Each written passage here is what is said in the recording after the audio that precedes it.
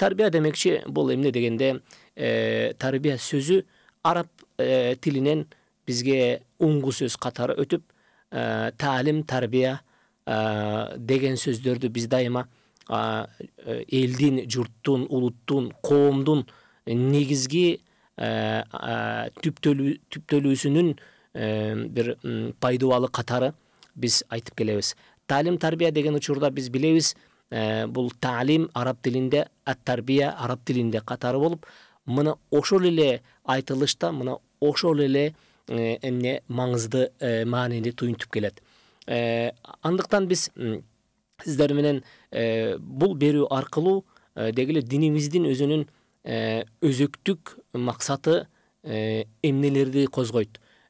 Talim анан тарбия дегеле өзү тарбия маселесине келген учурда адамзат чөйрөсү ал кандай чөйрө болбосун дайыма тарбияга муктаж. Тарбияга муктаж болгондуктан тарбия институттары өтө бекем жана кебелбес болуп курулуш керек. Эгерде кайсы бир чөйрөдө, кайсы бир коомдо, кайсы бир цивилизацияларда мына ошол тарбия маселеси жөнгө салынбаса, анда анын келечеги, анын өмүрү коркунучта экендиги баарыбызга маалым. Демекчи, динибиз коомду жетилтүүдө, коомду түз багытка салууда бир эреже койгон. Бул эрежени биз al-amru bil ma'ruf wa an-nahy 'anil munkar деп атайбыз. Al-amru bil ma'ruf wa an-nahy 'anil munkar деген сөз бул адамдарды дайыма жакшылыкка чакыруу жана дайыма жамандыктан тосуп жүрүү. Бул өзүнчө бир иш аракеттин же болбосо кайсы бир ишмердүүлүктүн туюндусу, туюнтмасы. Al-amru bil ma'ruf wa an-nahy 'anil munkar бул жөн эле сөз эмес. Же болбосо кайсы бир жөн эле адамдарга жоопкерчиликти эсине салып кое турган эскертме эмес, балким бул жашоодон ордун таап, натыйжасы эмне менен кайтыш керек? Жашоодон ордун таап, натыйжасы чындап эле ар бир жашоочу тургун үчүн, ар бир жаран үчүн, ар бир чөйрө, ар бир катмар үчүн өзүнүн оң натыйжасын алып келип, чындап эле биз көзүбүз менен, жашообуз менен, жон терибиз менен мына ошол жакшыга болгон өзгөрүүнү, жамандан болгон тыйылууну көрүп, ошону менен жашашыбыз керек. Мына ошол учурда биз чыныгы жашоонун даамын сезебиз. Эмне үчүн дегенде, динибиз улуу жараткандан ар бир пайгамбарга жиберилип келип, айткым келген маселе, ар бир пайгамбарга жиберилгенде мына ошол биздин динибиз жиберилген. Ал динибиз деген сөз ошол улуу жараткандан сунулган жашоо мыйзамы. Улуу жараткандан сунулган жашоо мыйзамы, эрежеси бул адам атабыз алейхиссаламдан башталып, акыркы пайгамбар Мухаммад алейхиссалату вассаламга чейин уланып келген. Бул аралык ичиндеги болгон диндер, асман диндери, асмандан түшкөн китептерге, баракчаларга, аяндарга негизделген түшүнүктөр. Же болбосо ошол 124 миң пайгамбар алып келген түшүнүк, окуу, мына ошол биздин окуу, мына ошол биздин дин, мына ошол биз тутунган, биз ыйман туткан, биз карманган дин деп саналынат. Себеби дегенде, алардын булагы бир улуу Алла Таала субхана ва тааладан түшкөн дагы, мына ошол улуу жараткан өз окуусунун ичине эмнени камтыйт дегенде, өзүнөн болгон пенде затына багытталган тарбияны камтыйт. Эгерде эле ошол тарбия зарылчылыгы болбогондо, анда Алла Таала субхана ва таала бизге эч кандай аян берүүдөн, пайгамбар жиберүүдөн, китеп түшүрүүдөн зарылчылыгы жок эле. Мына ошол адамды тарбиялоо, адамды түптөө, адамды адам катары сактап калуу, анын адамдык касиети, адамдык табияты, адамдык сапаты, адамдык дөөлөтү өз ордунда калыптанып, ал улуу жараткан кайсыл максатта, кайсыл көрктө, кайсыл деңгээлде, кайсыл сүрөттө жаратса, мына ошол абал, ошол кейп, ошол деңгээл сакталып калуусун улуу жараткандан сунулган тарбия окуусу гана эмне кылат? Иш жүзүнө ашыра алат. Тарыхтарды окуп көрөбүз. Тарыхтар менен таанышып келебиз. Кайсы бир мезгилдер болгон, ал тарыхтарда улуу жараткандан болгон каттуу бир жаза менен жазаланып, анын азабынан адамдар, бүтүн коомдор, бүтүн цивилизациялар талкаланып, түп тамыры менен жок болгон. Кайсы бир доордо, кайсы бир коомдор аябай өнүгүп, өсүп, алар гүлдөп, алар жаркырап жашап өмүр кечиришкен. Алар улуу жараткандын мыйзамына баш ийгендер. Улуу жараткан эгерде буйруган болсо, инсаният үчүн болгон жалаң гана пайдалуу нерсеге буйруйт дагы, качан гана ал тыюу чектерди койгон болсо, инсаниятка зыян бери турган чектерди гана эмне кылган? Тыюу буйруктарын, өкүмдөрүн жиберген. Биз мындан түшүнсөк болот, инсан эгерде жаке инсан болбосун, үй бүлө болбосун, же үй бүлөлөрдүн топтому болбосун, же болбосо кайсы бир коом, өлкө, же болбосо кайсы бир үммөт болбосун, ал эч качан толук кандуу түптөлгөн, жарамдуу, Алла Таала субхана ва таала кайсыл табиятта жаратып, кайсыл табиятта көргүсү келсе, кыямат күнү кайсыл табиятта, кайсыл кейипте жолуктургусу келсе, мына ошол кейипте Алла Таала субхана ва таала бизге эмне кылат? Окуу жиберет дагы. Окуу мазмуну бизге мына түптөлүүнүн ар бир кадам сайын ибадаттык өлчөм барбы, же кулчулуктун өкүмү барбы, же болбосо баш ийүүнүн тартиби барбы, же болбосо айталык үйрөнүүнүн, таануунун, билүүнүн, окуунун көрсөтмөсү барбы? Ушулардын баарысы келип туруп, мына биз жогору жакта эскерткен максатты ишке ашырууну көздөйт. Эгерде биз динибиздеги болгон көрсөтмөлөрдүн негизги бөлүгүнө карасак, ибадат бул улуу жараткандын астындагы кулчулуктун бир сүрөтү. Кулчулуктан сырткаркы мезгилчи десек, ал адамдар ортосундагы мамиле. Эми мына ошол ибадат менен адамдар ортосундагы мамилеге эмне жеткирет дегенде, бул биздин динибиздеги фикх маселеси бар. Фикх маселеси бул адамдардын жана улуу жараткандын ортосундагы алакада коюлган чектер, укуктук чектер, берилген милдеттер, жоопкерчилик. Керек болсо, ал ар бир адамдын укук чегарасы анык чийилип көрсөтүлгөн болсо, анын милдеттик чегаралары дагы ачык көрсөтүлгөн.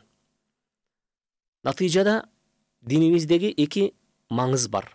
Бири фикх, экинчиси калам. Фикх бул эмнени үйрөтөт дегенде, бул адамдар ортосундагы мамиленин чектери менен, адамдар менен Алланын ортосундагы мамилелик чектерди ачыктап берет. Ал эми калам деген сөздө улуу жараткандан сунулган ыйык китеп менен пайгамбары саллаллаху алейхи вассаламдын алып келген сүннөтүн чыныгы ишеним менен, акыйда менен, ага болгон түз билим менен, ага болгон түз көз караш менен так түшүнө билип мамиле тутууну үйрөткөн нерсени илмил калам деп коебуз. Мына ошол илмил калам чындап эле биздин Алла менен болгон мамилебизди дагы адамдар менен, айвандар менен, жандуу менен, жансыз менен дегеле адамдын жашоосуна тиешелүү болгон дүйнөлүк жана ахиреттик маселелердин баарысын жайгаруучу маселе бул калам илими. Калам деген сөздөн биз түшүнсөк болот, бул акыйда. Биздин жүрөк түпкүрүбүздөгү болгон жаратуучуга жана жаратуучудан буйрулган ар бир көрсөтмөгө, ар бир буйрукка ынанып, мына ошол нерсени кабылдоонун эмнеси илими болуп саналат. Фикх маселесинде келген учурда, фикх бизди Мына ошол нерсени ишке ашырууда, Куранда келген, сүннөттө келген иштердин баарын ишке ашыруудагы болгон укуктардын, чендердин ордун биз фикх деп коебуз. Мына мындай биз негизги мына ушул тарбия маселесиндеги болгон маселеде тарбия маселесиндеги болгон маегибизде биз негизги максатта эмне койдук дегенде, бул мына ошол тарбиянын түпкүрүн эмне түзөт. Тарбиянын түпкүрү бул чындап эле келген учурда жөн эле адамдардын ойлоп тапкан же болбосо айталык ойчулдардын айткан пикирине негиз алып коомду түптөй албайбыз. Биз ислам чөйрөсү же болбосо мусулмандар чөйрөсү, мусулман үммөтү башка үммөттөрдөн айырмаланып, бардык айткан сөзүн улуу жараткандын көрсөтмөсүнө жана акыркы келген улуу пайгамбардын айткан осуяттарына негиз тутуп гана эмне кылат? Буну жүзөгө ашырат.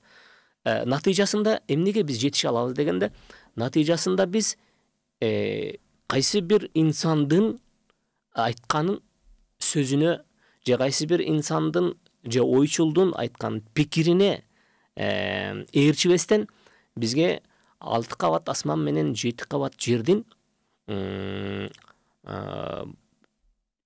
кожоюну болгон, бүткүл ааламдын ээси падышасы болгон, кыяматтын падышасы болгон, адамды жоктон бар кылып, бардан жок кылып, жоктон кайрадан тирилткен улуу жараткандын эмнесине буйрук чендерине биз эмне кылабыз? Негиз алабыз. Эгерде кайсы бир жасап аткан ишибиз улуу жараткандын көрсөтмөсүнө дал келбесе, ал иш биздин кыла турган иштерибиз эмес. Ошол эле учурда пайгамбар саллаллаху алейхи вассалам дагы эгерде сүйлөсө, бир гана улуу жараткандан буйрулган нерсени гана сүйлөйт, ал эч качан өз напсисинен сөз сүйлөбөйт деп биз толук ишенип келгенбиз, ишенебиз дагы. Андыктан пайгамбар дагы ал эч качан өз көңүлүнөн сүйлөбөйт эле. Же болбосо өз көңүлүнө туура келген нерсени гана бизге туура келген нерсе амал катары сунуштаган эмес, балким улуу жаратканы Алла Таала субханаху ва тааlanын көңүлүнө, улуу жараткандын талабына, улуу жараткандын койгон чектерине ылайыктуу болгон нерсени гана бизге эмне кылган? Осуят катары калтырып кеткен. Бул учурда биз ишеничтүү түрдө айтсак болот, биз алып аткан тарбиялык негиздер, биз алып аткан тарбиялык нуктун өзү алып барып бизди кайсыл жерге жеткирет десек, улуу жараткандын ыйык китеби Кур'ан-ы Каримге жана улуу жараткандан акыркы пайгамбар болуп келген пайгамбарыбыз Мухаммад саллаллаху алейхи вассаламдын сүннөт жолуна алып барып жеткирет. Ортодо кайсы бир кишинин жеке пикирине, же болбосо кайсы бир ойчулдун оюна, же болбосо кайсы бир жеке инсандын кыялына түшкөн тапкычтык менен кайсы бир ойду билдирсе, ал нерсе биз үчүн негиз эмес. Андыктан тарбия бул оюнчук эмес деген нерсени гана айткым келет. Тарбия бул чындап эле бүткүл ааламдын тарбият ээси. Жандуу менен жансызга дагы, акылдуу менен акылсызга дагы өзүнүн илими, касиети, кудурети аркылуу аларга дагы тарбият жеткирген. Аларга дагы ошол тарбия аркасында өлчөнгөн өмүрү ичинде ушул табияттын гармониялык системасында ыргактуу кыймылын, ыргактуу өмүрүн, ыргактуу жүрүмүн аяктоого жол берген улуу жараткандын тарбияты орундуу деп биз тааныйбыз. Келиңиздер эми биз мына ушул бүгүнкү сабагыбыз аркылуу алгачкы кадамды таштасак, алгачкы кадам аркылуу биз эң алгач адамдар үчүн, акыл ээси үчүн жер бетинде деги эле бүткүл биз тааныган ааламда ушул чексиздиктин тегерегиндеги жападан жалгыз акыл менен өзгөчөлөнгөн инсан, адам пендеси бар. Бул инсан же болбосо адам пендеси бардык башка жандыктардан, бардык башка жандуулардын арасынан акыл жүгүртүп, акыл калчап, акыл менен таразалап, акыл менен жашоо куруп, акылды өстүрүп, ошол акылдын пайдасынан бул дүйнөдө дагы, акыретте дагы ийгиликке же болбосо жакшы жыйынтыкка ээ болуу мүмкүнчүлүгүнө ээ болгон жападан жалгыз инсан. Алла Таала субханала таала мана ошончолук сансыз жандууларды жаратса дагы, арасынан жападан жалгыз бизге, мына ушул сиз менен бизге эмнени ыроолоду? Акылды ыроолоду. Акыл бул менин энчим эмес. Акыл бул улуу жараткандан ыроолонгон бир чоң неемат. Эгерде мен ошол акылым мага энчи болгон учурда, мага таандык болуп, мына ошол нерсеге өзүм гана ээ болчу болсом, анда акылдуу адамдар эч качан жиндиге айланмак эмес.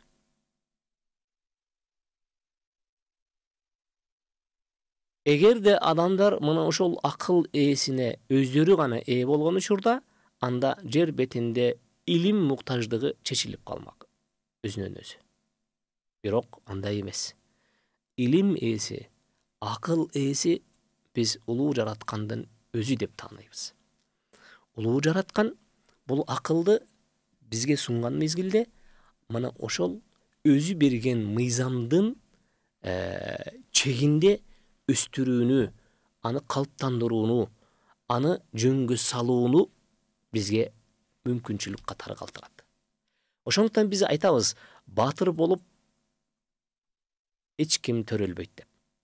Ал деген сөз, эч ким аалым болуп төрөлбөйт. Эч ким тарбиялуу, адептүү, ахлактуу болуп төрөлбөйт. Мана ошол тарбияга дагы, мана ошол илимге дагы адамдар аракети менен жетет.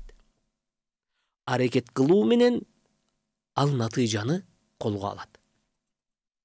Натыйжасында, жыйынтыгында ал адам ошол Алладан сунулган неемат катары берген акылды туура жака иштетти. Анан натыйжасы эмне болуп чыкты дегенде, натыйжасы ал аалым болду. Ал адептүү болду, ахлактуу болду, тарбияга ээ болду. Карап көрүңүз. Кыргыз чөйрөсү жарк эткен жылдызды байкай алды. Ал дагы болсо арабызда биздин бирибиз болуп, кадимки айылда, жөнөкөй үй бүлөдө чоңоюп, анан диний билим алуу үчүн шаарга келип, шаардан диний билимин алып, баштап аны чет өлкөдөн барып, андан кийин улантып, жогорку билимге ээ болуп келгенден кийин, кыргыз элине болгон бир унутулгус, бир феномен. Алардын кыргыз эли дайыма тарыхта эскерип жүрө турган, артынан алкышын, ыраазычылыгын, сагынычын үзбөй кете турган чубагачы Азиретибиз бизге чоң үлгү катары дагы. Ошол эле учурда мен айтып өткөн, адам баатыр болуп төрөлбөйт, адам аалым болуп төрөлбөйт, балким ошонун аркасынан болгон эмгектин, ошого болгон күчүрмөндүктүн артынан гана мына ошондой жеңиштерди колго киргизе алат. Биз чубагачыбыздын кылган эмгегин, эл үчүн жасаган, арнаган өмүрүн, илимин таразыга салып өлчөй албайбыз. Улуу жараткандан дуа кылып, үмүт этип, дайыма тилек кылып келебиз. Кудай Таалам ар бир баскан кадамын, ар бир айткан сөзүн, ар бир эл үчүн айткан акыл насаатын кыяматтагы жакшылык таразасына салмак кылып ошуп бере көргүн деп дуа кылабыз. Дайыма ошондой деген дуа тилектин артында бололук. Карап көрүңүз. Эгерде инсанга биз жыйынтыгында биз мындай деген тыянакка келсек болот. Инсанга биз айталык ар бирибиздин балабыз бар, ар бирибиздин кызыбыз бар, ар бирибизде небере бар. Ар бирибизде өзүбүз таасир бере турган чөйрө бар. Эгерде биз ошол чөйрөгө канчалык кайдыгер болсок, алар ошончолук артка жыла берет. А биз канчалык ошого маани берип, анын тарбиясын колго алган болсок, анда жеңиш биздики, баарыбыздыкы. Ойлобуш керек. Болду, чубак ажы бүттү, ошону менен чыкпайт деп. Чубак ажыбызга чейин дагы ошондой болгон, жарк эткен жылдыздар болгон. Ага чейин дагы мен деген атактуулар чыгышкан. Учурунда бул киши да чыкты. Мындан кийин дагы чыга берет. Баарысынын түпкү сыры эмнеде десек, мана ошону акылдын аркасында, аны тарбиялап жеткирүүнүн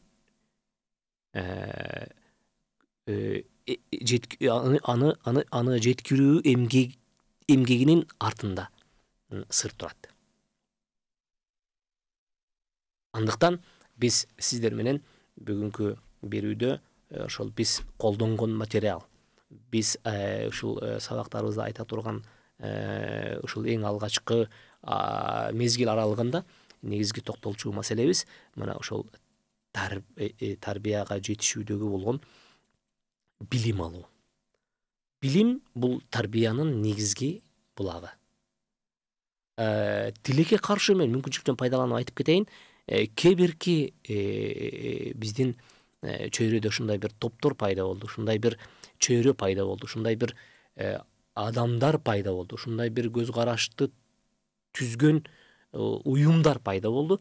Керек болсо тарбиянын өзүн эскилик катары элге жайылтып, калыптандырып, бул тарбия деген кайра адамды артка тарта турган, кайра адамдарды жашоосуна бөгөт болгон, алардын чындап адамдык напсисин жөн тек коюп, ал өзү эңсеген, өзү каалаган, өзү кыялына, акылына баткан бардык икир чакырдын баарын, икир чикирдин баарын ишке ашырган учурда гана адам болуп жашайт.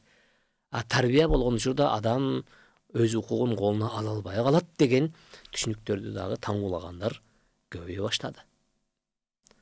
Биз ойгончу, эгерде биз сергек болбосок, колубуздан тизгинди ошондой жаа бербеген топторго алдырып, эртеңки күнү элибиздин, улутубуздун, мамлекетибиздин келечегин таппай кала турган абалга жеткирчүлөр дагы бар экендигин сезе туя биле жүрүшүбүз керек.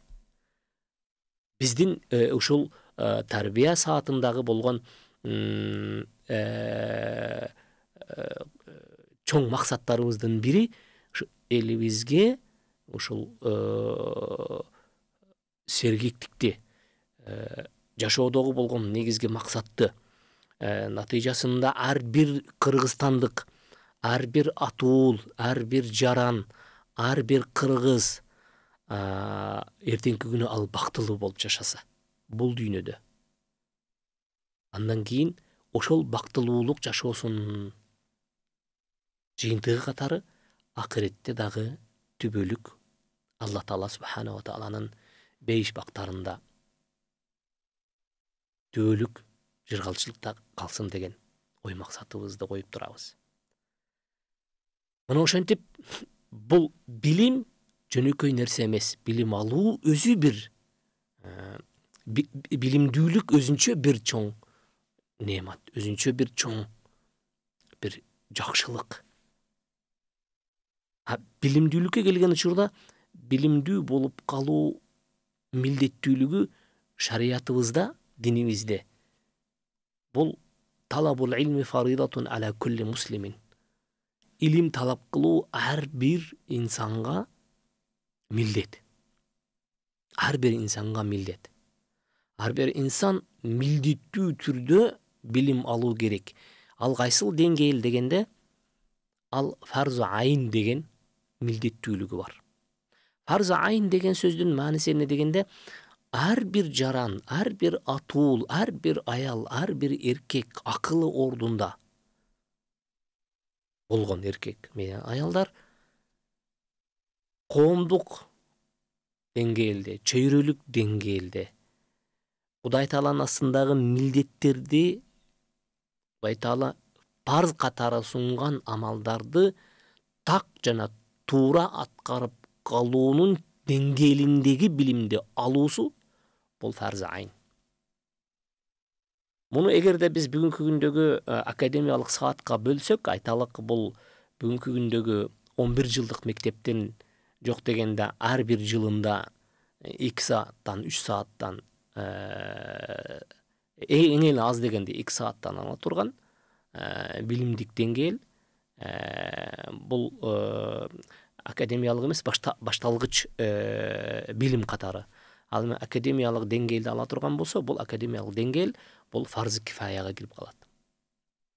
Ал эмнени түшүндүрөт дегенде, ар бир инсан өзүнүн улуу жараткандын астында сунулган билим деңгээлин жөнгө салуу же болбосо дин сабатын жоюу зарылчылыгы ар бирибиздин мойнубузда бар. Дин сабаты дегенде биз түшүнбөшүбүз керек. Жалаң гана дин сабатын айтып атканда, азыр булар ушул намазды, орозону, зекетти, анан ажылыкты билип алса ошол жетиштүү деп жок. Шарият ошол нерселердин арасында эми адамдар менен адамдар ортосундагы мамилелик чектин дагы ошол милдеттүү деңгээлин таанып билүүсү зарыл. Мына ошондуктан биз дин сабатын жандантуу зарылчылыгында турабыз. Эмне үчүн дегенде, дин сабаты жоюлмайынча, дин сабаты калыптанбайынча, дин сабаты өз ордун тапмайынча биздеги болгон көйгөйлөр чыга берет. Экстремизм деген көйгөй чыкты. Эң алгач эсиңерде болсо, фундаментализм деген көйгөй пайда болгон. Фундаментализм пайда болгондон кийин вахабизм деген пайда болду. Вахабизм дегенден кийин экстремизм деген пайда болду. Анан терроризм деген болду. Анан бүгүнкү күндө насильственный терроризм дегенде, мына шулардын баарысы эмнеден дегенде, мына ошол мусулмандардагы болгон көйгөйдө. Бизде көйгөй. Эмне үчүн дегенде, биз ошол нерсени окуп тааныбай аткандыктан бизге ар кандай болгон илинчектер келип илинип атат. Биз мындайча айтканда тили дагы, колу дагы иштебеген, ал деген сөз башы дагы кошулуп иштебеген, мына көрнөкпүз жөн эле. Жарнак. Бирөө келет дагы 1 саат биздин мойнубузга бирдемкени илип коюп кетип калат. Анан бизди адамдар ошентип тааныйт. Биз ошол нерсени айта албайбыз. Жок, мен мындай эмесмин деп айта албай атабыз. Же болбосо ошол илгени келаткан мезгилде аны токтотуп кое албай атабыз колубуз менен. Же болбосо бирөө келип илип кеткенден кийин да экинчи келип мен жөнүндө окуп аткан мезгилде, жок, сен окуп аткан нерсе андай эмес, мен андайдын тескерисимин деп жооп да бере албай атабыз.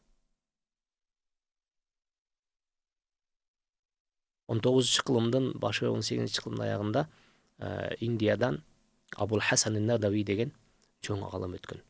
Бул алымыбыз жакшы китеп жазган. Китептин аталышы мусулмандар исламдан алыстоосунун кесепетинен бүткүл аалам кандай жоготууга барган деген, кандай жоготууга кабылды деген китеп жазган. Мусулмандар өз дининен алыстоосу менен бүткүл аалам кандай жоготууга кабылды. Карап көрсөңүз, кайсы бир деңгээлде адам китептин аталышын окуп туруп түшүнө албайсың. Бирок ал китептин ичине кайрылып көрсөңүз, Абул Хасан ан-Надави чындап эле бүгүнкү күндөгү биз күбө болгон, биздин акыркы тарых күбө болгон. Акыркы 200 жылдын ичинде, 300 жылдын ичинде адамзат чөйрөсүн, адамзат коомчулугун көйгөйгө салган кесепеттердин барысы келип туруп мусулмандардын өз дининен алыстагандыгы себеп болгондугун түшүндүрөт.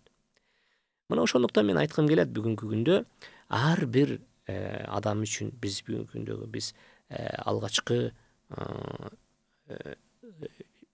дин чөйрөсүнүн сабаттуулугун калыптандыруудагы негизги анын тарбиясын жөнгө салуудагы негизги кадам, алгачкы чечүүчү кадам катары муну билим алууну айттык. Билим алуу аркылуу биз бул айттык, ар бир кишинин, ар бир жарандын өз деңгээлинде өзүнүн ибадатындагы, мамилесиндагы, соода сатыгындагы, жүрүм турумундагы, адеп ахлагындагы, алакасындагы талапка ылайык деңгээлде таанып билүүсү бул милдеттүү. Ал эми фарз кифая деген маселеге келген учурда бир чөйрөдөн бир чоң чечүүчү маселелерди, баягы айткан илмил калам, акырет илимдери, айталык чоң бир коомдук маселелерди, эл аралык маселелерди, мамлекеттик маселелерди чечип карап, ага баа берип, аны ченеп өлчөп, ага бир өзөк жандырып, анын чечмелүүсүн баяндап берип турган алым, илимпоз адамдардын чыгышы бул бир чөйрөдөн бирөө, экөө, үчөө чыкса бул жетиштүү. Башкаларынын мойнунан ошол учурда сакыт болот. Мына ошентип биз акыреттик илимдин, дүйнө илимдин ордун дагы ачыктап өтөбүз. Ушундай берүүлөрдүн арасында ошол учурда пайдасыз илимдер деген дагы бар. Пайдасыз илимдердин кесепети кандай? Илим дегенде эле бардык эле илим катары эле пайдалуу боло бербейт. Пайгамбар саллаллаху алейхи вассалам аузу бика мин илмин ла янфа. Алла Таала сен өзүңдөн коргоо сураймын пайдасыз илимден деп коргоо тилеген учурлар болгон. Муну дагы үч мезгил келгенде токтолуп өтөбүз. Илим талап кылууну, значит, илим талап кылуудагы болгон илим үстүндө жүргөн адамдардын талаш тартыштарды, негизсиз талаш тартыштарды көбөйтүүсү. Илим бул пайдалуу, пайда бере турган учурда гана талаш алып келиш керек. Качан зыян алып келип, адамдар ортосундагы мамилеге ырк салып, анын ортосундагы талаш тартыштын кесепетинен эртеңки күнү айталык элдин илимге болгон маанайын түшүрүп салуу деңгээлиндеги болгон талаш тартыштар бул дагы динибизде туура эмес. Буга дагы өз мезгилинде токтолуп өтөбүз. Окуучу менен мугалимдин ортосундагы этикалык нормалар, этика болуш керек беле? Мугалим, окуучу, агай, эжей жана окуучу ортосунда. Бүгүнкү күндө баарыбыз күбөбүз. Бүгүнкү күндө мугалим дегендин кадыры түшүп кетти деп баарысы эмне кылат? Көйгөй катары белгилеп калышты. Чындап келген учурда мына ошол көйгөй бул биз айтып аткан тарбиянын, ошол тарбия негиздеги болгон билимдин жоктугунан эмеспи деген да маселе келет. Себеби дегенде бул тегеректе дагы бир канча токтолуп өтчү биздин жерлерибиз бар. Илимге тийген апаат. Анан ошол эле учурда илимге жеткен апаат деген сөздү кандай десем, бүгүнкү күндө илимге ээ болуунун өзү бир апаатка айланды. Адамдар жөн гана даражанын аркасынан эмне кылып калышты?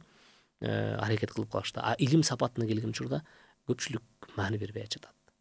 Ал деген сөз, мен докторлукту алып алсам эле болду, мен магистратураны бүтүп алсам болду, мен профессор деген наамды алсам болду, мен эл агартуунун отличники дегенге эле жетсем болду. Сен профессор деген наам алдың, эмне кыласың ошол профессордун аркасында? Эмне сундуң элге? Мына жөнөкөй мисал айтайын. Чубак ажы, Алла рахмат кылсын, эмне деген наам алды?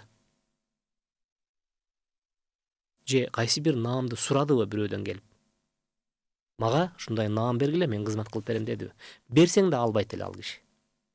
Бирок эмгек биздин ислам тарыхындагы аалымдарыбыздын, окумуштууларыбыздын, илимпоздорубуздун тарых жолун карасаңыз, алар эч бир өзүнүн жасап аткан эмгегинин натыйжасында илим аркасынан өзүнүн дүйнө жашоосу үчүн кызыкчылыкты карашкан эмес. Ошондуктан алар өлгөндөн кийин лакап ээрчип барып, кыяматка чейин өчпөс аттарга, аталыштарга ээ болушкан. Мисалга Шейхул Ислам, Шейхул Хадис, же болбосо Худжатул умма ушундай болгон аттарга качан жетишкен? Алар жашап аткан мезгилде жетишкен эмес. Бирок өлгөндөн кийин адамдар эмне кылышкан? Ошол даражаны ошол учурдун аалымдары беришет. Мына ошондуктан урматтуу биздин берүүнүн көрөрмандары, сиздер менен биз мына ошол эле акырет жөнүндөгү ойлонгон алымдар менен илимди алып алып туруп, анан дүнүйө кызыкчылыгына иштеткендердин дагы тегерегинде сөз кылып өтөбүз. Ошол эле учурда акыл артыкчылыгы, деги эле инсандагы болгон сезим туюм бул бир чоң неамат экендигин айтып өттүк. Сезим туюмду туура жакка колдонуу, бул дагы пайгамбар саллаллаху алейхи вассаламдын айтып келген акыйкат, чын туура хадистердин негизинде бул нерселерге да токтолуп өтөбүз. Жалпылап келген учурда биз бүгүнкү сиздер менен чогуу баштап аткан, Кудайым буйруса ийгиликтүү кылсын, Кудайым ушул баштап аткан ишибизди өзүнүн жолунда калыс өзү үчүн жасап аткан эмгегибизди кабыл кылсын. Бул эмгегибиз аркылуу эч бир дүнүйөнү биз сураган жокпуз. Бул эч бир курсактын маселесин биз издеген жокпуз. Болгону улуу жаратканын ыраазычылыгын гана биз эмне кылабыз? Эңсеп келебиз да ушул ишибизден. Кудай таалам эгерде ийгилик берип ушул маселеде өзү колдоочу болгон болсо, мына сиздер менен биз бүгүн ушул чоң теманын киришүүсүн жасадык чогуу биргеликте. Темабызды мен ачканга аракет кылдым. Дагы бир жолу негизги орундарга токтолуп өтсөм, бул инсан, жеке инсан болбосун, үй бүлө болбосун, мамлекет, кайсы бир чоң чөйрө же кичинекей чөйрө болбосун, ал эч качан түптөлбөйт эгерде ошол адамдардын акылы менен тарбиясы түптөлбөсө. Акыл менен тарбияны түптөөгө келген учурда бизге негиз керек. Ал негиз катары улуу жараткандын ыйык Кур'ан-ы Карими жана пайгамбар саллаллаху алейхи вассаламдын хадиси болуш керек. Ал эми мына ошол нерсеге түптөөгө келген учурда бизде негизги ресурс катары эмне кызмат кылат дегенде бул илим. Илимдин өзүнүн ордуна келген учурда биз буйруса сиздер менен мына кийинки аптада кенен токтолуп, анын илимдин орду, анын дүнүйөдөгү илимдүү болуунун орду, акыретте ал илимдин орду жана ал ыйык Кур'ан-ы Каримде кандай белгиленип айтылат, пайгамбар саллаллаху алейхи вассаламдын хадистеринде кандай белгиленет, чындап эле биз ошол нерселерге маани берип, ошол нерсени таанып, билип, аны жүзөгө ашыра алган болсок, анда ишенип коюңуз, анда биз чындап эле биз эңсеген, биз кыялданган баягы таза чөйрөнү түптөөдө биз эң чечкиндүү кадамды таштаган болобуз. Кудай таалам баштап аткан ишибизге өзүң жар болгон, колдоочу болгон, коргоочу болгон.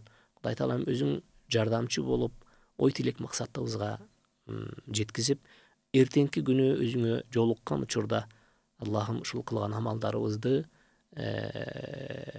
өзүңдүн ыраазычылык үчүн болуп аткандыгына өзүң эмне кылгын, кабыл кылып, бизди ыраазы кылгын. Сиздер менен кийинки берүүлөрдө дагы жолугушууну үмүт кылып, сиздерге дайыма Алла тааланын тынчтыгын, амандыгын, берекесин каалап, ассаламу алейкум ва рахматуллахи ва баракатух.